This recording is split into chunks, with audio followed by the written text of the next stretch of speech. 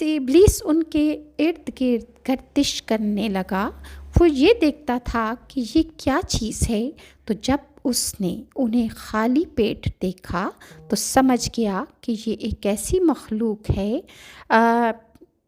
یہ ایک ایسی مخلوق پیدا کی گئی ہے جو اپنے اوپر قابو نہ پا سکے گی، یعنی یہ مخلوق شہوت اور غصے کے وقت اپنے نفس پر قابو نہ رکھے گی اور وسوسے آسانی سے وہ دور نہ کر سکے گی۔ یہ روایت مسلم میں بھی درج ہے،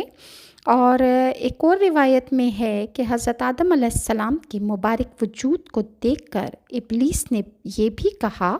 وہاں اس کے سینے کی بائیں جانب ایک بند کوٹھڑی ہے،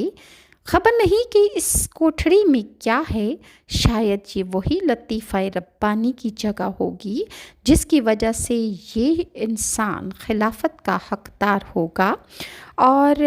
ابلیس نے فرشتوں سے پوچھا، اگر اسے حضرت آدم علیہ السلام کو تم سے افضل بنایا گیا تو فرشتوں تم کیا کرو گے؟ فرشتے کہنے لگے کہ ہم اللہ پاک کا حکم مانیں گے۔ بدبخت شیطان لعین اپنے دل میں کہنے لگا،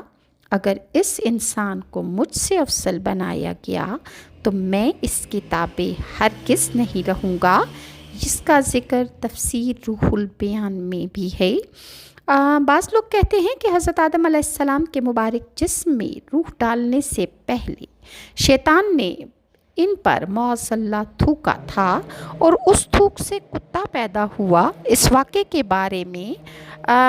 بیان ہے کہ کتا بننے کی یہ روایت بے بنیاد اور فضول ہے، اور صحیح احادیث اور روایات میں اس کا کوئی ذکر نہیں ہے۔ حضرت امام حکیم ترمذی فرماتے ہیں کہ اللہ تعالیٰ نے جب حضرت آدم علیہ السلام کو زمین پر بھیجا تو شیطان نے درندوں کو آپ علیہ السلام کے خلاف بھڑکا دیا،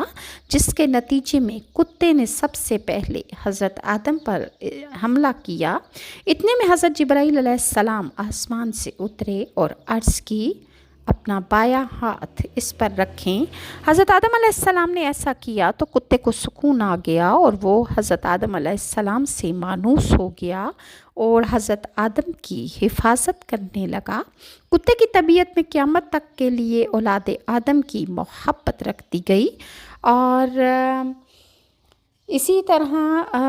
یہ بھی ذکر ہے کہ اس دن جمعے کے دن حضرت آدم علیہ السلام کے جسم شریف کی تکمیل ہوئی، اور فرمان آخری نبی کریم صلی اللہ علیہ وسلم ہے کہ یعنی رسول اللہ کا بیان ہے کہ